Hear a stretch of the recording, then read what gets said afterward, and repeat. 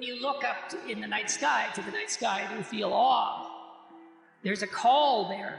It's part of that experience to imitate that great thing that you perceive. Now you might say, well, how can you imitate the infinite cosmos as well? Obviously, that's a very complicated question, but you're a very complicated thing. And God only knows what it means for you to imitate the infinite when you apprehend it.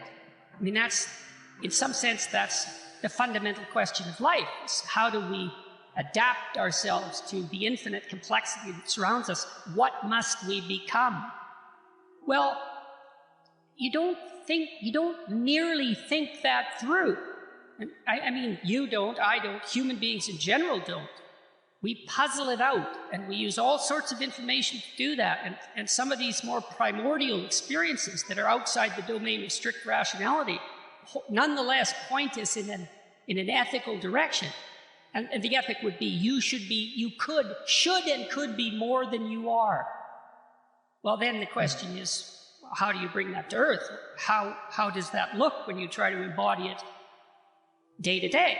Mm-hmm. Well, I would say these are obviously not my ideas. They're very old ideas. Well, maybe you ally yourself with truth to the degree that you can. Maybe you pursue beauty. Maybe you pursue the love that attaches you appropriately to other people, etc., etc. And you do that because, well, I think you do it because life is very, very difficult. I was talking to my wife the other day, and she's become very interested in Christianity, and she was talking about a set of mysteries that are part of the Catholic ritual, and one of the mysteries is Christ's bearing of his cross, and someone helps him. And this isn't I'm not speaking about this religiously. I'm speaking about it practically and psychologically. It's a remarkable story because it implies that human existence, like our subjugation to vulnerability, which is exemplified in that story, to be rejected by the crowd, to be betrayed, to be killed, that subjugation is so difficult that even God himself needed help. Mm-hmm. And so the question is that, and like I said, I'm not speaking religiously. I'm looking at the story in some sense as a psychologist. It's like, what does that imply? Well, it implies you have to call on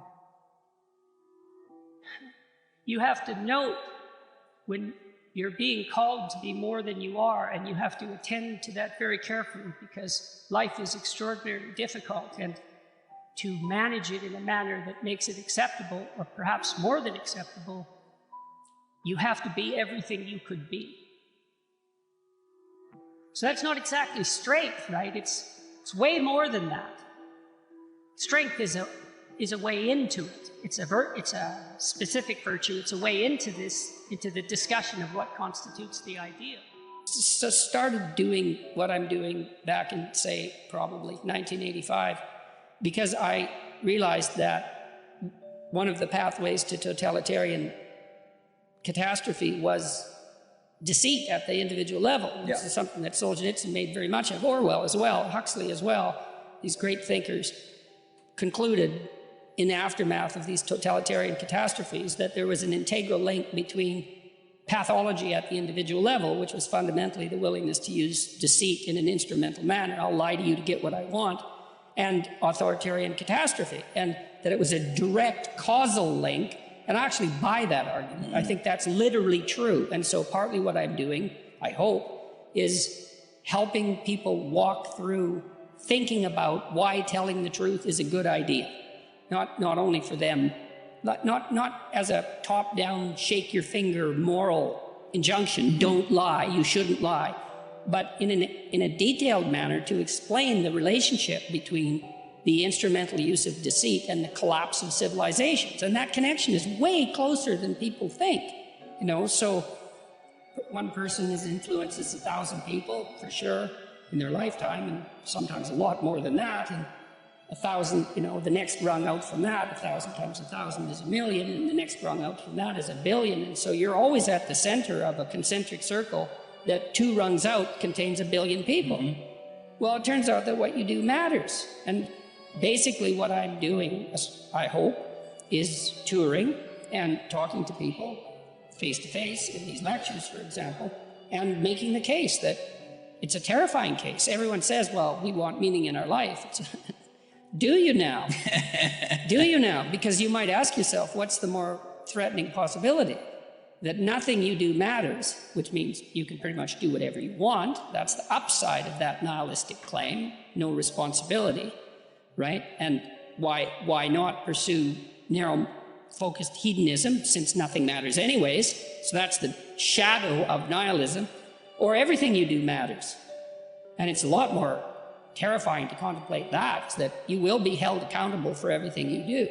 And I believe that firmly, partly as a consequence of my clinical experience. I never saw any one of my clinical clients ever get away with anything, even once.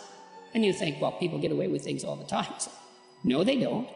They might gain a narrow advantage in one dimension in the short term.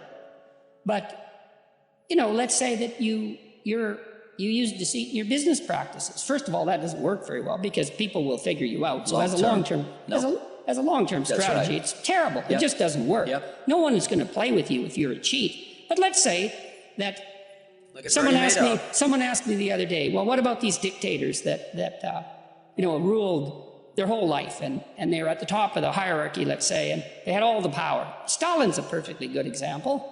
It's like, didn't he win? Well, everyone Stalin ever talked to lied to him because they were absolutely bloody terrified of him. His country was a nightmare. It was hell, or as close as we've been able to produce, with the possible exception of the Nazis and the Maoists, but it was up there in terms of hell. And did he rule? Yes, but he ruled hell. And if you think that's a victory, well, go ahead and try it. See how much of a victory it is. Milton's Satan said, I'd rather rule in hell than serve in heaven. It's like, fair enough. Go ahead. Use deceit, use instrumentality, rule in hell. You'll be the ruler. See how much good it does you. See where that takes you. It takes you somewhere terrible. Physical attractiveness is extensively studied in departments of psychology. How big of a determinant of success is it apart from IQ or any of the other big 5 traits? That's tough, one, because physical attractiveness is a very complex trait. It's also, for example, it's a marker of health. And of course, health is a prerequisite for success. So we know that people who are physically attractive, though, are given the benefit of doubt by other people. They benefit from the positive halo effect. And the positive halo effect is the propensity of people to assume good things about someone if there is one outstanding thing about them that's easily evident, that's good. And so if you stand up straight with your shoulders back, so that's rule 1 in 12 rules for life, then people are going to see you as more attractive. If you're symmetrical, you're more attractive. If you're thin but not too thin, you're more attractive. And then there's like good skin and good teeth and good hair and all of those things, and proper proportions and youth, and there's a whole slew of things that feed into that. If you are characterized by a plethora of those features, then people are also going to assume that you're more competent and more worth having around, let's say. But the problem is that you are. So separating out the attractiveness from the things the attractiveness is correlated with is very hard. That's why you have to do multivariate analysis. That's multivariable analysis in any complex social science, because a lot of these traits overlap. So, but there's some things you can do about that. Postural adjustment is helpful. To work out with weights, that's extraordinarily helpful. That improves your posture and makes you more confident, and you can dress reasonably well and intelligently, and all of those things to help yourself capitalize on whatever attractiveness you can muster. So Zazu, the eyes of the king, comes to check out the king, and that's Mufasa. Yeah, and he's a very regal-looking person. lion, and he stands up straight and tall, and that means that he's high in serotonin, because serotonin governs postural flexion. And if you're dominant and near the top of hierarchies, you tend to expand so that you look bigger than you could if you shrunk down. And so if you're a low dominant person, you wander around like this so that you look small and weak, and you don't pose a threat to anybody. But if you're at the top, you expand yourself so that you can command the space, and that's why he has that particular kind of regal posture. And if you look at his facial expression, you see that it's quite severe.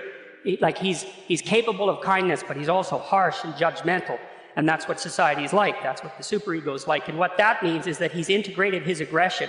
And I've seen this happen in my clinical clients when they come in and they're too agreeable. They look like Simba looks later in the movie when he's an adolescent, and he's sort of like a deer in the headlights. Everything is coming in and nothing is coming out.